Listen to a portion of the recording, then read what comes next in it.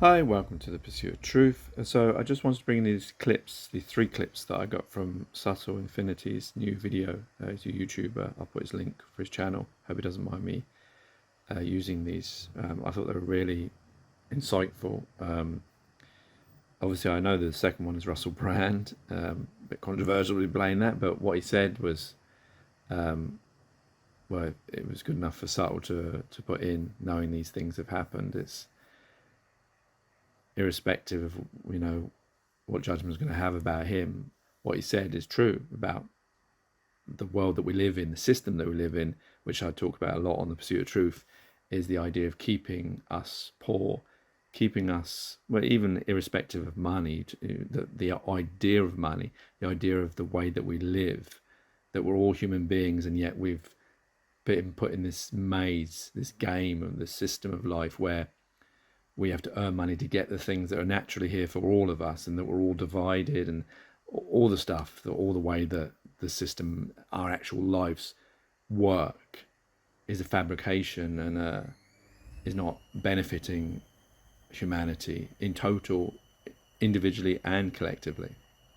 Even if it may, those 1% who have everything, but it's still not really benefiting them either to live like this, because there's lots of things we could be doing together, working together, that should have been done on our one taste, our one existence of life. The other two clips, I don't know who the gentlemen's are, but one is talking about the history of America, and it's really, and I know I've mentioned similar things before, and I know Sal's put things about this before, this idea of, how we occupy this place, and how, history tends to be very inaccurate, in the sense that America, the idea of Columbus finding it, whereas there were already people living there, but until recently probably never even thought about that kind of concept, that wait a minute, how did he discover something? We bought into the kind of racial, the kind of almost racism that the people that were there didn't matter.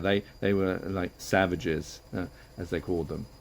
Yeah, they were human beings just like you and me, and they were slaughtered so that their land could be taken from them. But I mean, I see it further than that, in the sense that, in the system that we live in, yes, it's their land, but I see it as human beings. It's none of our land. It's all of our land or none of our land. We all should be able to live on it without having to own it, we don't really own it, because we all die. We just pass on through bits of paper, and this is the fabrication of the system and the life. But we just live here, and we should be able to coexist with everything that's we found here freely, and enjoy that, rather than having to this caveman aspect, and sorry to use the caveman, but of like possession and greed and all that kind of stuff. That, well, actually they weren't cavemen. Cavemen probably were better. It was people 1,000 years ago that have cut it all up and given it names and boarded it up and said that you have to have a piece of paper to be able to get to these things, and etc. And then the next one is about this guy who set up his teaching. And the important bit is like trying to question 9/11 on YouTube is very difficult to do that.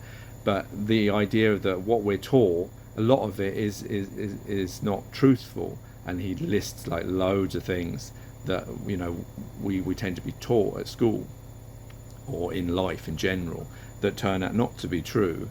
And then that's why we don't question. We should never fear questioning, because if we don't question, that's a really important thing. It's questioning that makes us realize, wait a minute, how are we living, and should we be living this? Anyway, these are the three clips from Subtle Infinity. His video link is there, so please visit him. And so I'm going to put those clips afterwards. Take care, take it easy, God bless, and peace. We got to change the books. The books is sexist. The books is racist. I mean, give me a break. Columbus discovered America. Everybody knew that punk got lost. I mean, where was the Indians when he got here? No, this is it. No. Trust me. If you can discover a country that's already occupied, I take it personal. I can walk out on the parking lot today and discover your car with you in it. Shut up and get in the back seat and teach me Thanksgiving. I mean, finally, let me just say this. If you went home today and me and some black dudes had taken over your house, killed your animals, destroyed everything, killed everybody in the house, and you come stick your key in the door and we open the door and say, and what are you doing here, savage? And you say, who are you? And we say, we the settlers. Now, how would you feel? But go and look at American history. We come here, took their land, destroyed them, and called them the savages, and called us the settlers. And we print that in our history book.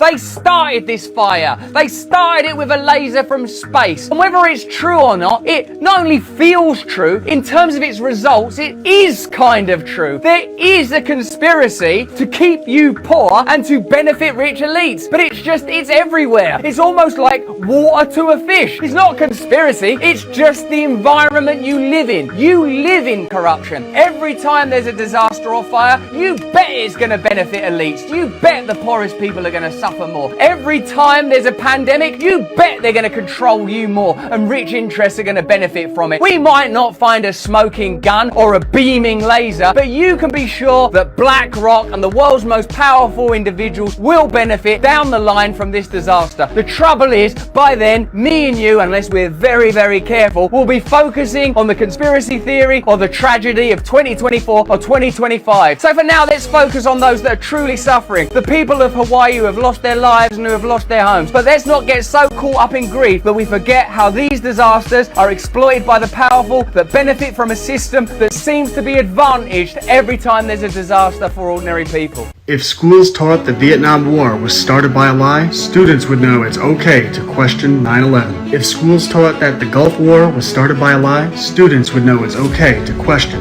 9/11. If schools taught that JFK was offered a military plan to attack American cities, students would know it's okay to question 9/11. If schools taught the CIA admitted to bribing American media, students would know it's okay to question 9/11. If schools taught the history of MK Ultra mind control, students would know it's okay to question 9/11. It's okay to ask about trillions of dollars that go missing, to question how a building that wasn't hit by a plane fell down, to wonder why there aren't a bunch of videos of a plane hitting the Pentagon, to ask about insurance policies taken out before the event, to wonder how they found a passport in all this rubble, to question why they invaded Afghanistan and Iraq when the alleged attackers were from Saudi Arabia, to point out the vice president's connection to the military contractor that made billions of dollars in the war in Iraq, because if schools taught the truth, they would teach our children to question everything.